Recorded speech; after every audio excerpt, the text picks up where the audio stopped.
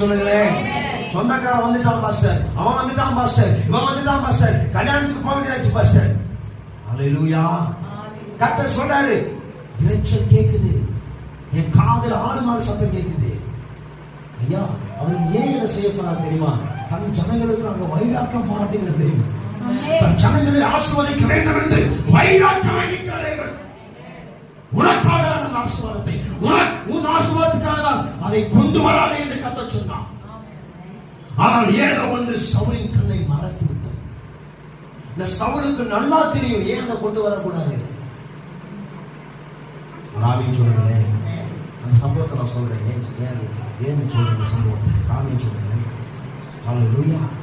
ஆனாலும் என் காதுகளை கேட்குதுன்னு இந்த சாமுவேல் சொல்லும்போது பரமாவது சொல்றாரு, ஆமா ஆமா கொஞ்சம் எடுத்துருக்குது, நான் எடுத்ததில்ல, இந்த கூட இருக்கிறவங்கலாம் சொன்னாங்க கொண்டு வந்து ஆண்டவருக்கு பலி செலுத்திடலான்னு சொன்னாங்க, அதனால எடுத்துட்டு வந்து பின்னாடி கட்டி போட்டுருக்கிறேன்.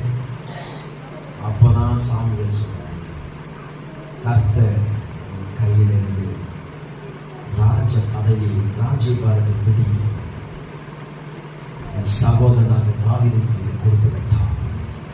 ஐயோ ஐயோ சாமுவேல், எனக்காக வந்து ஜெபம் பண்ணு.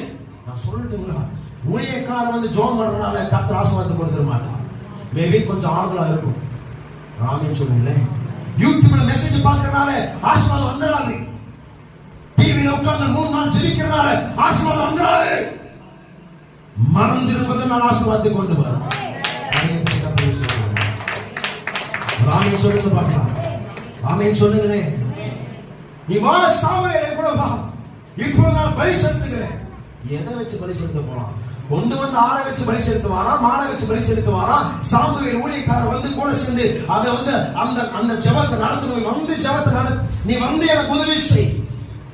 சரி என்று சொல்லி போனாலும் அவன் பணிந்து கொள்கிறான் சொல்லி பார்க்கிறோம். ஆனாலும் கர்த்தர் தான் சொன்னதில் இருந்து மனம் மாறவில்லை. ராமன் சொல்லுங்களேன், எல்லாம் சொல்லுங்க. சவுலுக்கு அப்படி இருக்கிறான்.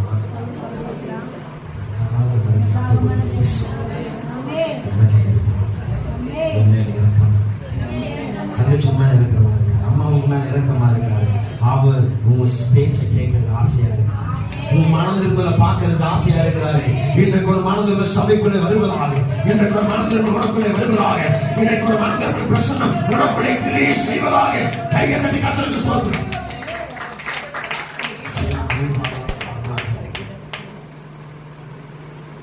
மனுஷ புத்திபடி பார்த்தா நல்லா கவனிக்கணும். மனுஷ புத்தி